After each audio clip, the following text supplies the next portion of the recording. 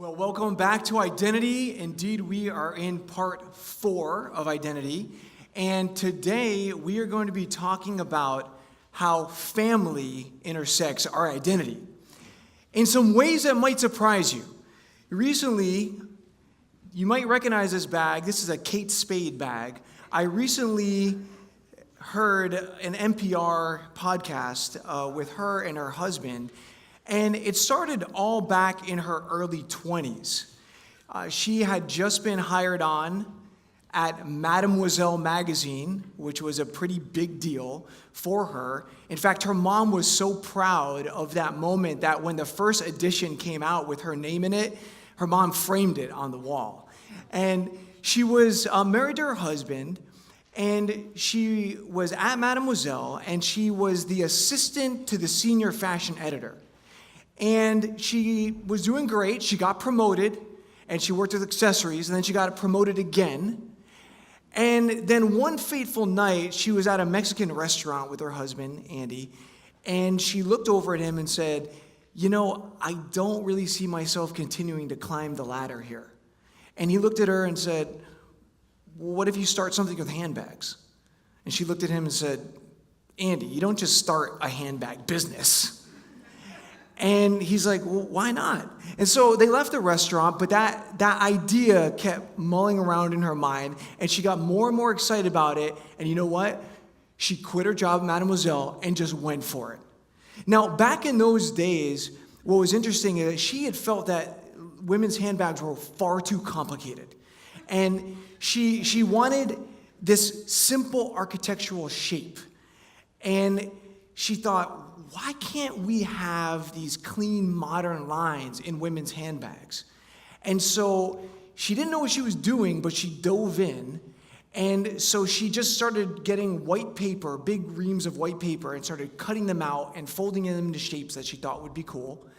And she created over a year several prototypes, but she had so little experience that none of the fabric houses would sell her fabric. So she actually searched in the yellow pages, and she found a potato sack company to sell her burlap from the potato sacks. And that's what she made the first handbags with. So she had 6 prototypes, and then, of course, she had to try to shop them around. So she got a booth at a trade show at the Javits Center, this big fashion trade show. And there she was at the worst corner, because she was a nobody. She was a no-name at that time. And she had brought all the furniture from her apartment into the booth to kind of dress it up and make it look nice. And so they literally said they transplanted their apartment into the booth. And, what's really interesting is that she was at that trade show, but what I found what was interesting and fascinating was her comment on telling or not telling her family. This is what she said. I really didn't tell my parents or my family about it because I thought, if it doesn't work, I will be so embarrassed. Because everyone kept saying, why would you have quit your job? You had insurance, blah, blah, blah. That's my favorite part of the quote right there, the blah, blah, blah. You could totally imagine family, though, saying that, you had a great job, you had insurance, you had everything. She goes on, who do you think you are? I just knew my family would just... Oh, you got a little hot-headed, big-headed there in New York, and you think you can start this company. So I kept it on the down low. That's so real, isn't it? And so what happened was they had the trade show. She came back crying because they didn't even sell enough to cover the cost of the booth. And her husband asked her when she got home, so, did you sell anything? And she said, well, I did sell a couple to Barney's, and they wanted to start an account. He's like, that's pretty good. And then he said, anything else? Yeah, also Fred Siegel in Los Angeles. That's pretty good. And so she was feeling bad about herself because she hadn't sold enough, but she had those 2 accounts. And over the next 3 years, they didn't really make any money. But then it took off, guys. And by 2006, she and her husband had sold all of her shares for $100 million. And 10 years later, in 2016, Coach bought the Kate Spade brand for $2.6 billion. But what's interesting is this whole dynamic at the beginning. Are you tracking with me here?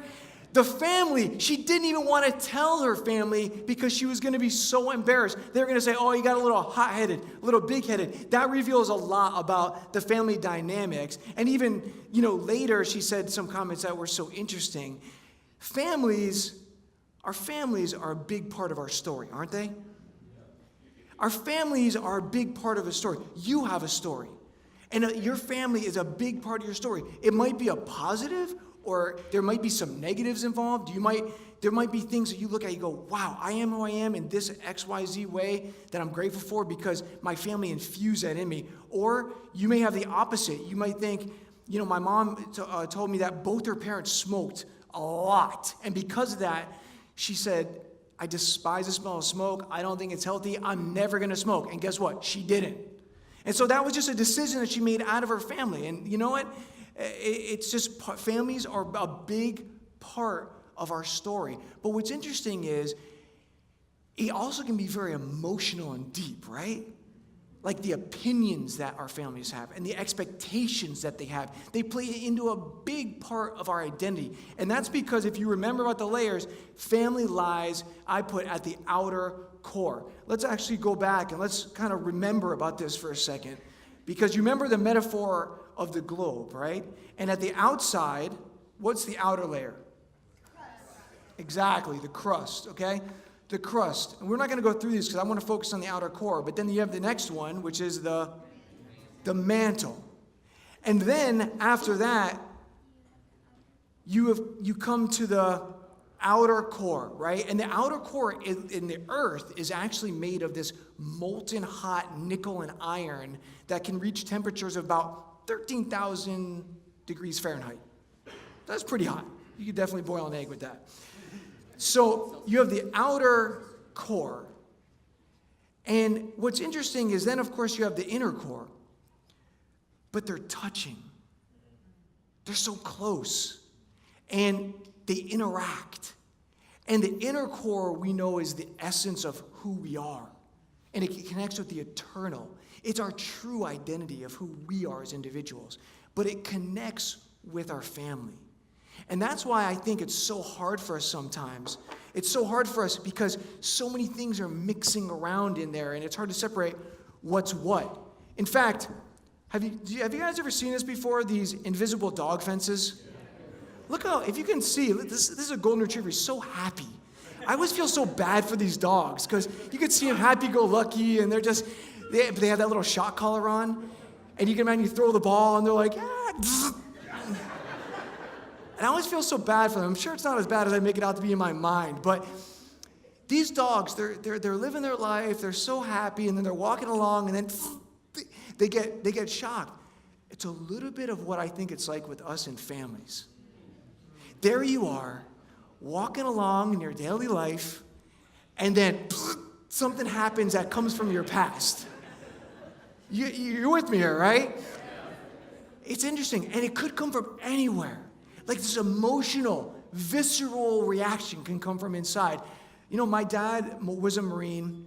I've shared this with some of you before, but and growing up, we had extreme weapons discipline. My dad, taught me to shoot. He taught me about weapons, but we were also extremely disciplined about weapons. So much so that he taught me you never point a gun, any gun, at a person. That's what he taught me. So that's what I grew up with. And so my sons, growing, as they've been getting older, they have Nerf wars and stuff. It's amazing. First of all, I always make them wear eye protection and everything like that. I'm extra cautious. But secondly, if they ever swing even a Nerf gun at my face or head, it has an emotional reaction in me. And I'm like, don't do that.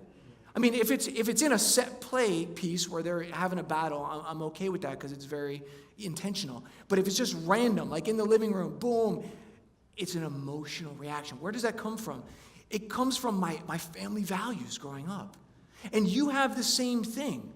And these family values kind of bubble up to the surface. And there's even ways that we don't think about. Like this guy, Dr. Kevin Lehman, he wrote this book called The Birth Order Book. Have you ever heard of that?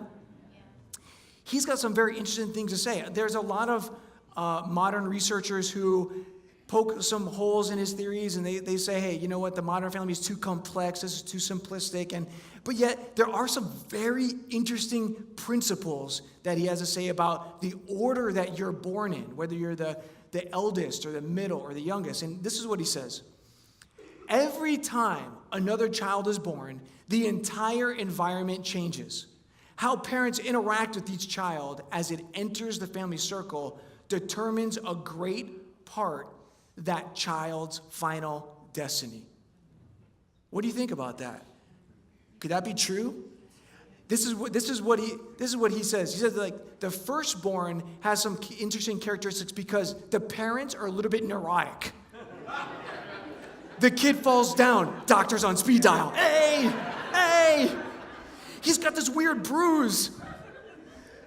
And so you're always calling, you're always figuring stuff out. You're also, with the rules, you're very strict. You're hovering, you're helicoptering.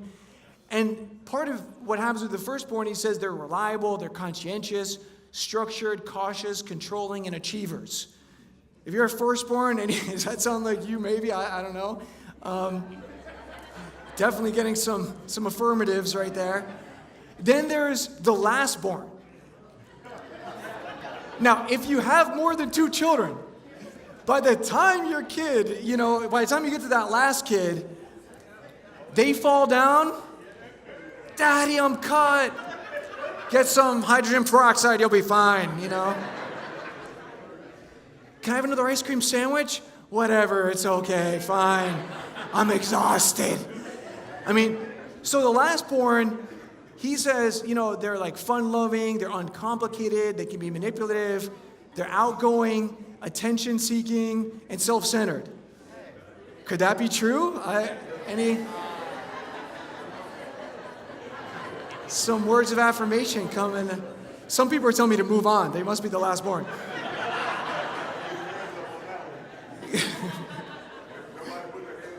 Yeah, nobody put their hands on that one. Yeah. I can relate to this. I also, my lastborn, Samuel, it's interesting because I think I shared this with some of you guys, but my mom came over. She's a clinical psychologist in family dynamics, and she told me, she's like, Jonathan, I'm telling you, Sammy flies right under the radar in a lot of stuff. The stuff that you nailed Joshy on, Sammy's just sliding right under that radar. You don't even see it. I'm like, thanks for pointing that out. I got to work on that. But then, what about the middle child? They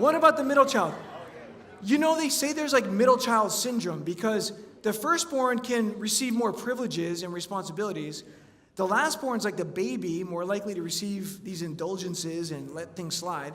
But the middle child, like there's no clear role in the family and there's a feeling of being left out.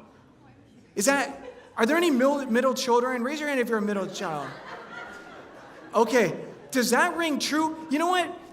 I need to right these wrongs. Middle children, it's your chance to shine. I want to hear from you and only you. You know what? We have a new mic for this. Hey, Sean Mackey back in the booth. Can you throw me that mic? All right. We got this little pillow mic right here. If you're a middle child, I want to hear, did you ever feel left out growing up? Did you ever feel left out? Hi, I'm DNL, and I'm a middle child.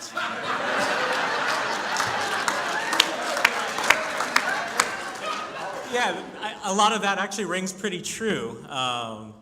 Feeling left out, you're not the oldest, you always get the hand-me-downs, and I have 2 younger sisters, and they were twins, and they spent a lot of time taking care of them. So I feel like, I think I left out on a couple things. Yeah. All right. I'm gonna give you a hug here. All right. I'm Scott, and it's really interesting because I never really put 2 and 2 together on that, but I feel that way about a lot of things. I'm like, whoa, that explains a lot. So it's like my epiphany moment here. I appreciate you pointing that out because, I come home from college and I have older sister and a bunch of younger brothers and sisters, and you try to fit in, but everybody's already doing things, and you're like, okay, where do I fit in? Because I'm away at college, so I don't have really chores or anything, but it's like, now what do I do? Okay, how do I fit into my family? Because they're already, we lived on a farm at the time, and they all had all their chores. It's like, well, I don't know what to do, and I don't know what to do, So it's really interesting. Thank you. Okay. Here we go. You're a middle child? All right. For those who know my family, we're different. So I actually did feel that. I don't know if it was by default or whatever, because of the dynamic of my family, which was a little broken. But I didn't feel left out. In fact, I felt a lot of responsibility, and in a lot of ways, I felt I was like the glue that held the stuff together, because people were just going crazy all different directions and stuff. So I don't know. Yeah, I was definitely the peacemaker. I know that's one of the characteristics of a middle child, because there was always, the characteristics you showed about the older and the younger, those were definitely taking place in my household. So but I don't know. I didn't. A lot of really times feel they do left say out. the middle child is a peacemaker because they have to bring I definitely everything felt together. that part of it though. So to this Still day. to this day. Yeah. All right, wait. Okay, hold on to that, Bright. Okay, anybody in the back? Okay, chuck it to somebody in the back, whoever you want. Well, I've got a older brother, so he was always the one that was in charge and everything and taking us places. And then I had a younger sister, so she got all the pretty stuff and, So I was just sort of out there in the middle of nowhere. Okay. All right. Last one. You just pick one other person. Last one.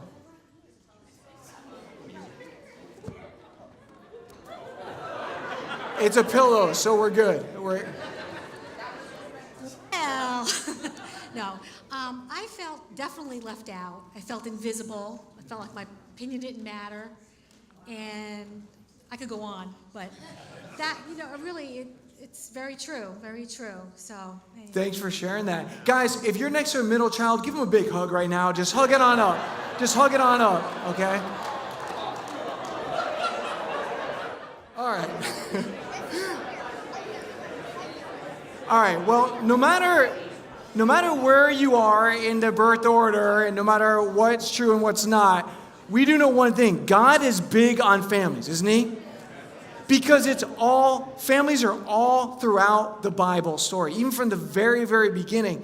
If you even look at with Abraham, back in Genesis 12, it says, I will make you a great nation, God tells him, and I will bless you, and I will make your name great so that you will be a blessing. I will bless those who bless you, and him who dishonors you I will curse, and in you all the families of the earth shall be blessed. God has always felt that the family unit was critical to society, a critical building block, the critical building block of society in so many ways. And so families were on his mind, in his sights. Because when families get dysfunctional, it really hurts society. But what's interesting about the Bible, and if you're here for the first time or you're watching online and you're not a Christian, that's okay. We're so happy to have you a part of this journey and be learning with us as we learn more about God. What's interesting is that I think this speaks to the veracity of the Bible, is that God leaves in all the dysfunctional families in the Bible. You know what I'm saying? Because even after this in Genesis 12, after he's talking about how the families will be blessed, from then on through Abraham's family, Abraham and Sarah, his wife, go down to Egypt. And do you remember that story where he's afraid because Sarah is very beautiful that the Egyptians will like her and take her and kill him? And so he tells her, hey, just lie and say you're my sister, not my wife. Guys, don't try that at home. You go to a bar and, some guy starts hitting on your wife and he says, is she with you? Oh, no, I don't know her. I mean, that's just not a good idea.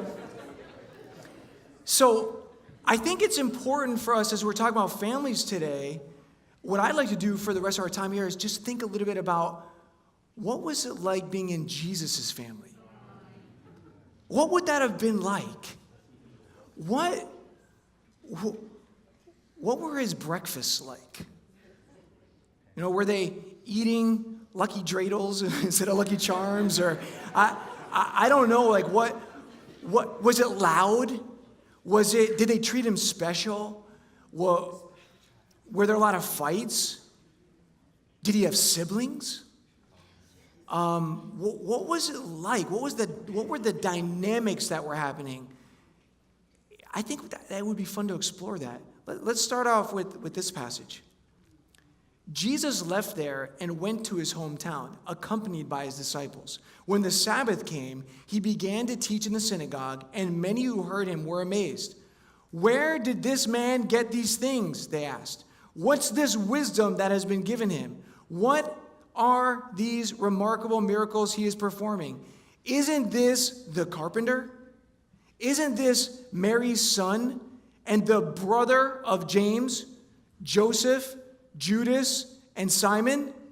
Aren't his sisters here with us?" Okay, so the very first thing is, did Jesus have siblings? Yes, he did. Okay, he had 4 brothers and at least 2 sisters, we know. And he had James, Joseph, which he was also called Joseph, Judas, not the one that betrayed him, right? But who was also called Jude, and Simon. So you had 4 brothers, 2 sisters, 7 kids in all. That's a big family, right? Anybody from a big family? You know how that is. Now, there are some people, just as a parenthesis here, as an FYI, some people, I think mostly because they want to feel that Mary was a virgin her whole life, have an alternate theory that these kids were Joseph's kids before he ever got married to Mary. I don't think that holds water at all myself because of a lot of reasons, but even just because when they were traveling to see Jesus be born, there's like no mention of the kids, there's nothing, but there's a lot of reasons why I don't believe that that's true. I believe that these were Mary and Joseph's kids. Now, what else do we know about Jesus' family? Well, number one, we know that they were probably pretty poor. Because when you look at the sacrifices that they gave to the temple in Luke 2, they gave 2 pigeons instead of a lamb, and the poor families were able to give 2 pigeons. God actually made provisions for that to give either one, depending on how much money you had. Well, what else do we know? Well, he certainly wasn't born in a metropolis. So it's not like he was born in Manhattan. He was born in kind of Hickville. So that's another interesting thing. What about this? Where do you think Jesus was in the birth order? Okay, who thinks he was the oldest? Raise your hand. Okay, who thinks he was the youngest? Ooh, you guys are like Bible scholars. That's good. Oh, wait, who thinks he was the middle? Middle child. Okay, there. Jesus was the oldest. That's how we know. And she gave birth to her firstborn son, and she wrapped him in cloths and laid him in the manger. Now, what would it have been like to have Jesus as the oldest child? Have you ever heard of that oldest child in a family who goes to high school and leaves some legendary trails? Maybe they're like an awesome student, and so they get that 4.0 and they're salutatorian or valedictorian, and all the kids that come behind that person, their teachers go, "Hey, why do you have a C?" It's hard to follow in the footsteps. Or maybe it's a star athlete, and all the kids at school expect that kid, the kids that follow to be that star athlete, or the list goes on. Sometimes the oldest child can leave legendary trails that are hard. Now, sometimes it's the reverse. Sometimes the oldest child can leave, skid marks or something. I don't know how to say it. But that wasn't Jesus. Jesus definitely left legendary trails. Jesus ended up being that guy. That guy. And I want us to meditate for a second as to what it would have been like and see it through the eyes of his siblings.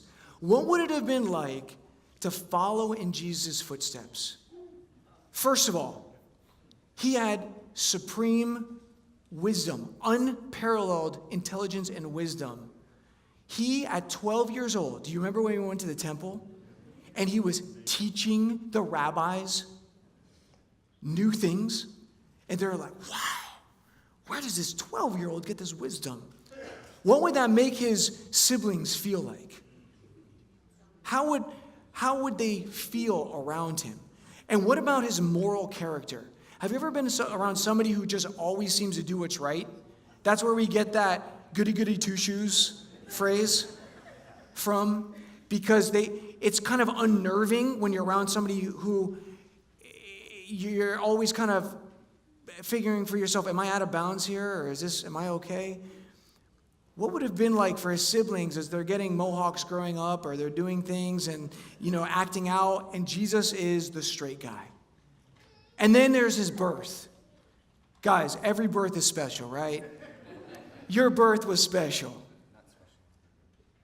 But it wasn't as special as that, though. I mean, Mary and Joseph had to have a special place in their heart for the birth that was under the star and the Magi who came, and that must have been a special place. And who they knew the prophecy was about, that must have been special. What would it have been like for the siblings? I think it would have been hard. And they saw him doing little hijinks as he was going around growing up, and I don't know, what age did he start saying that he was going to become the Son of God? We don't really know that exact answer. Maybe that's why Jesus said in Mark 6:4, a prophet is not without honor except in his own hometown, among his relatives, and in his own home. Because it's hard to see that around you, and there's a lot of feelings. And then let me add one more ingredient to the mix that made it tough. Jesus started getting very popular. In Mark 3, after he was teaching, I believe around the Sea of Galilee, Jesus entered a house, and again a crowd gathered so that he and his disciples were not even able to eat. He was so popular. People wanted to touch him. People wanted to talk to him. People wanted to be with him. Did they want to be with the brothers? Did they want to be with a sister? That must have been pretty tough for them, quite honestly. I mean, what would it be like if you were the sister of somebody famous, or the brother of the president of the United States? That must have been, that would be a little bit tough. And, in this time, this is interesting, and we see where some of the family mentality was about Jesus and what he was doing, because in the next verse, it says this: when his family heard about this, they went to take charge of him, for they said, he is out of his mind. They wanted to save Jesus from himself. Now let me ask you, let me flip it around. What would it be like if you were Jesus and your family wasn't supporting you? What would that have been like? Has that ever happened to you before? What would it have been like for him to be able to be teaching and to be trying to help? And his family are the ones that don't believe. They're the ones that aren't supporting him. See, I think here you see the tension of family. Because sometimes family will not even understand the essence of our inner core, of who God is calling us to be, of who we need to be. And this is where it's important that we do two things, I believe. Number one is we've got to appreciate our family for who they are. And really appreciate any good and all the good that God has put us in the mix of our family, and how they've shaped us for in all ways. But number two is we've got to be strong in our inner core to understand and be secure in who we need to be. That's what was so powerful here, is that even though at this point Jesus' family thought he was out of his mind, he was still so secure in his relationship with God and who he needed to be, and he kept going. See, it's so important that you understand your first organization. And your first organization is your family. Because the dynamics that swirl around there, you're probably going to take into all your organizations. You may be at work, and there may be a dynamic that comes up, And it came from a dynamic in your family. I recently heard about a teacher who, she has a lot of great ideas, and she had these ideas for this new curriculum at a school. And she went to one of the meetings with all of the teachers involved and the principal and the vice principal, and everybody was chiming in with ideas. And you know how much she said? 0. She said nothing, even though she felt so strongly about it. Why? Because suddenly she was catapulted back in a dynamic where she had 5 sisters, and she was the youngest, and she always got shouted over, and she just shut down. And she said not a word. See, we can take our family dynamics into our other organizations as well. And so it's important for us to figure out, what was our first organization like? What are the things that were the absolute blessings about it? What are the things about our family that we just have to be so grateful for? And also, what are the things that maybe don't support who we need to be, that we need to be strong in our inner core? George Carlin said this: happiness is having a large, loving, caring, close-knit family in another city.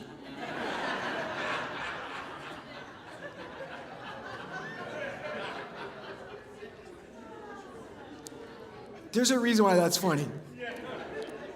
Because we get the tension of family. You know, I love my family. This is my family at Paul and Jenny Trimble, our awesome friend's house, with also their 2 kids, as surrogate children right here. And they had set up an escape room. And I love my family. I love picking up my kids from school. My wife and daughter Lisa are in Orlando right now. She's at a volleyball tournament there. And I just love being with them. It's like my kind of favorite activity to do is be with them. But you know, there will always be times where we get tested, right? This escape room was actually one of those times. I remember there's this one point in the escape room where we all had to come together to try to solve something, and I was trying to rally everybody. It was like herding squirrels. It was so crazy. It was me and Carla, and I'm like, babe, we got to get everybody together. And you know, the time crunch is on the escape room. You have an hour to escape out of the room. And so I tried to get Joshy, come on. And he wasn't doing this. I was like, Alicia, she's firstborn. She came. She was reliable. It was great. Then I tried to get Sammy, come on. Finally got him, then got Joshy. And then all of a sudden I look around like, where's Carla? She'd already gone off and was solving another puzzle. And it was so crazy. And we're all running around, and Jenny and Paul are just laughing hysterically at us and our family dynamic. And we did escape, and we saved Freddy the Frog, and it was awesome. But there's those moments, especially the heat of the moment, right? Like when you're late for something, where a lot comes out. Your mom could come out of you. Suddenly your dad's voice comes booming out of you. And these feelings come out of you. And it's amazing. Family takes work, doesn't it? And I would encourage you, if you're a parent today, have good talks with your kids. Ask them, even if they're still at home, you know, or even if they're not. I try to work on your family to make it as spiritual as possible. Be transparent, be open. You know, I have to apologize a lot in my house, but I love to do it. Why? Because I know I'm wrong a lot. And that's okay. In fact, I would rather just be honest and admit and say, guys, I'm so sorry. I feel like I have to say sorry a lot. But we come together, and that's part of being family, and we shape each other, and we help each other. And that's what Jesus did. That's what Jesus did. I'm inspired by his example. That's what he did for his brothers. Because when you look at in John 7, we read this last week, but when the Jewish festival of Tabernacles was near, Jesus' brothers said to him, leave Galilee and go to Judea so your disciples there may see the works you do. No one who wants to become a public figure acts in secret. Since you are doing these things, show yourself to the world. For even his own brothers did not believe him. So we know they didn't believe in him then. And guess what? They weren't at the crucifixion, were they? Only his mom. But then, fast forward, after the crucifixion, after the resurrection, Acts 1:14, they all joined together constantly in prayer, along with the women and Mary, the mother of Jesus, and with his brothers. There they were in the upper room. Then you see James, his brother, who ends up becoming a disciple of Jesus, exerting incredible leadership in the church in Jerusalem, and writes the book of James. And then how amazing would it be for him to utter those words? Remember, he was the one eating Lucky Dreidels at breakfast and then not believing, and then to utter these words in James 2:1, my brothers, show no partiality as you hold to the faith in our Lord Jesus Christ, the Lord of glory. He's saying, my Lord, because Jesus held on to his identity. And then his other brother, Jude, wrote the book of Jude as well. It's incredible. Sometimes, guys, what we need to do is we need to strengthen our inner core. You need to strengthen your inner core, your connection with God, who you are, the essence of who you are, and it will help you in your family as well. Talk to your family if possible. Have great discussions today. I think about Jesus and the example that he has set for all of us. And whether it be with beauty or social media or family, he has set us an incredible example of what it means to be someone who is in the world but not of the world, who interacts with people but is still secure and strong in his relationship with God. And if you're here today and maybe you've been studying the Bible for a while and you feel like, you know what, it's time for me to make that jump, keep studying and get baptized. Do it. You'll never regret it. I never have. And I bet if the people you talk around you today, they never have either. Let's go to God in prayer. Father, we thank you so much for just the concept of identity. God, thank you for the example that Jesus set, that he was so grateful for his family, that on the cross, he took care of his mom. Even while he was suffering and dying, he said to her, here is your son, and connected her with one of his disciples because he loved her so much. I'm sure he was so grateful for his family, even in the hard times. And Father, help us to be grateful for our families in the hard time and so thankful for our families in the good times as well, in all times, Father. Father, I pray you bless every single person in here today as they meditate about their own inner core, as they meditate how the outer core of their family interacts with their inner core. Or if they're watching online, Father, I pray that we can be greater this week than we were last week. And the week after that, even better and stronger, Father. Please strengthen us by your Spirit and help us to be in this world and be a great light in this world as you have called us to be. We thank you for Jesus and his sacrifice. And in Jesus' name I pray, amen.